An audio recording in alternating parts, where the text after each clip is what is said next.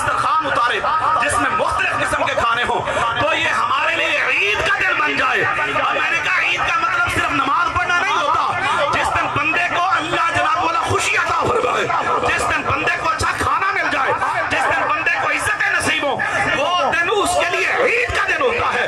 اگر عیسائیوں کے لیے آسمان سے پکا پکایا کھانا ہے تو یہ ان کے لیے عید کا دن ہو سکتا ہے. تو جس دن ہمارے نبی ہمارے پاس دنیا میں جلوہ گر ہو تو ہم غلاموں کے لیے بھی وہ دن عید کا دن ہوتا ہے. اور یاد رکھنا اگر حضور نہ ہوتے تو کچھ بھی نہ ہوتا.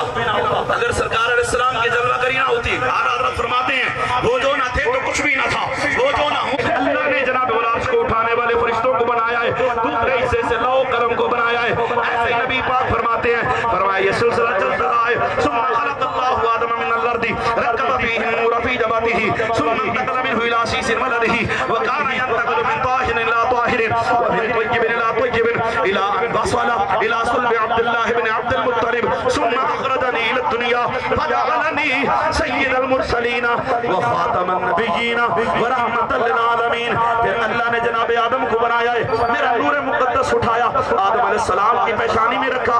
آدم علیہ السلام سے میرے آقا علیہ السلام کا نور پاک پشتوں سے پاک پشتوں تک, پاک رحموں سے پاک رحموں تک سفر فرماتا رہا ہے. آدم علیہ السلام سے میرے نبی کا نور حضرت سیدنا شیس علیہ السلام میں جلوہ گر ہوا. شیس علیہ السلام سے ادریس علیہ السلام میں جلوہ گر ہوا. ادریس علیہ السلام سے چلتا ہوا حضرت نوح علیہ السلام کی پیشانی میں آیا. نوح علیہ السلام سے نور مصطفیٰ سفر فرماتا ہوا حضرت عدنان ابراہیم علیہ السلام تک جلوہ گر ہوا ہے.